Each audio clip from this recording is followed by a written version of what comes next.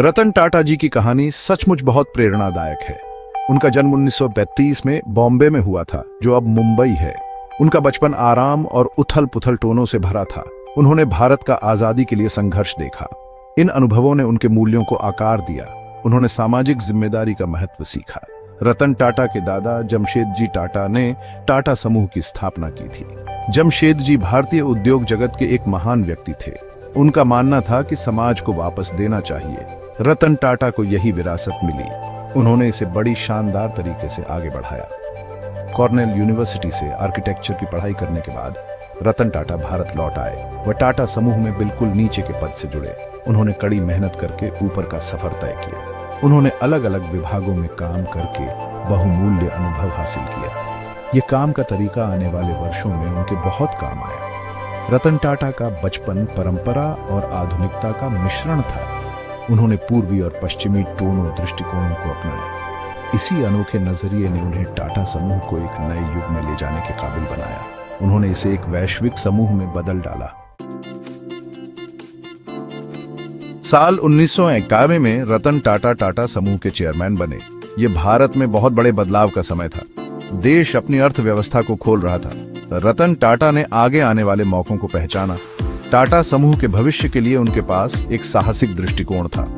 रतन टाटा वैश्वीकरण में विश्वास रखते थे। वह टाटा समूह को एक वैश्विक खिलाड़ी बनाना चाहते थे। उन्होंने नए क्षेत्रों में नवाचार और विस्तार को बढ़ावा दिया। उनके नेतृत्व में टाटा समूह तेजी से बढ़ा। यह भारतीय प्रतिभा और प्रगति का प्रतीक बन गया। रतन टाटा टेक्नोलॉजी के महत्व को समझते थे। उन्होंने रिसर्च और डेवलपमेंट में जमकर निवेश किया। वह चाहते थे कि टाटा समूह नवाचार में सबसे आगे रहे।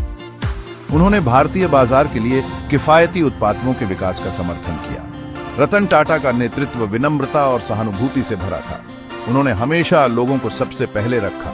उनका मानना था कि अपने कर्मठोरियों को सशक्त बनाना चाहिए। उन्होंने टाटा समूह के भीतर विश्वास और सम्मान की संस्कृति बनाई। इस दृष्टिकोण ने वफादारी और उच्च मनोबल को बढ़ावा दिया।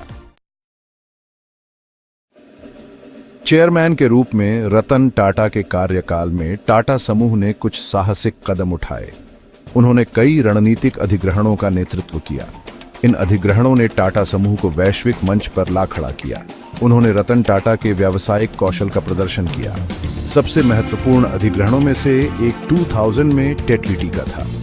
इसने टाटा समूह को दुनिया की दूसरी सबसे बड़ी चाय कंपनी बना दिया। यह भारत के लिए गर्व का क्षण था। इसने दिखाया कि भारतीय कंपनियां दुनिया की सबसे अच्छी कंपनियों को टक्कर दे सकती हैं।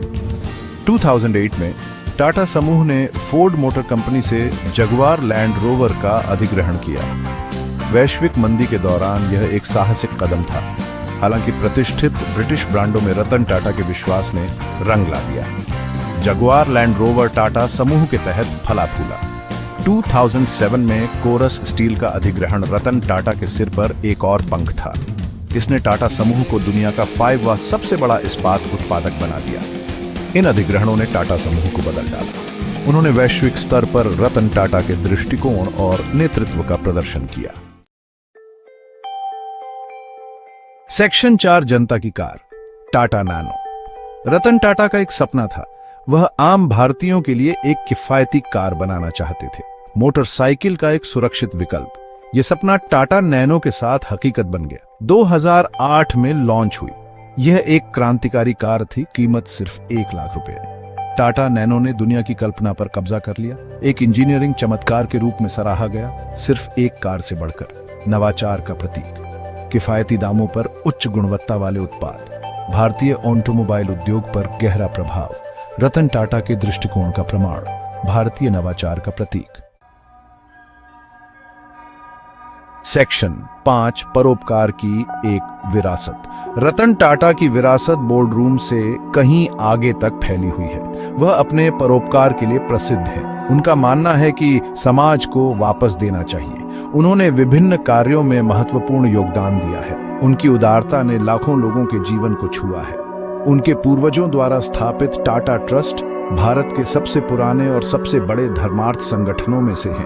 टाटा ट्रस्ट की पहुंच का विस्तार करने में रतन टाटा ने महत्वपूर्ण भूमिका निभाई है।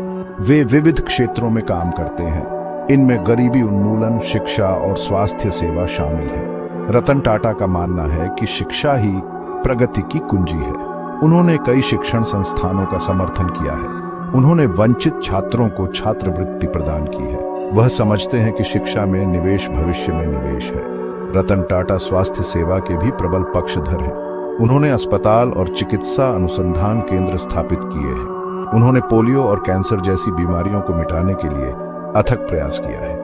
उनके प्रयासों ने अनगिनत लोगों की जान बचाई है। सेक्शन 6, भारत के भविष्य के लिए एक विजन। रतन टाटा एक सच्चे दूरदर्शी हैं। उन्होंने हमेशा भारत की क्षमता पर भरोसा किया है। उन्होंने भारत को वैश्विक नेता बनाने के लिए अथक प्रयास किया है। भारत के विकास में उनके योगदान अतुलनीय है।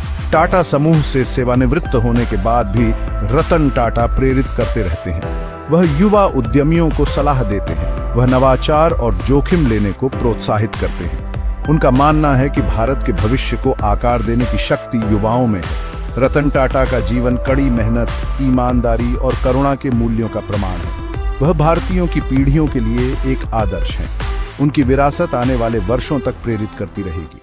रतन टाटा की कहानी आशा की किरण है। यह दर्शाता है कि दृढ़ संकल्प और एक मजबूत नैतिक दिशा के साथ एक व्यक्ति दुनिया में बदलाव ला सकता है।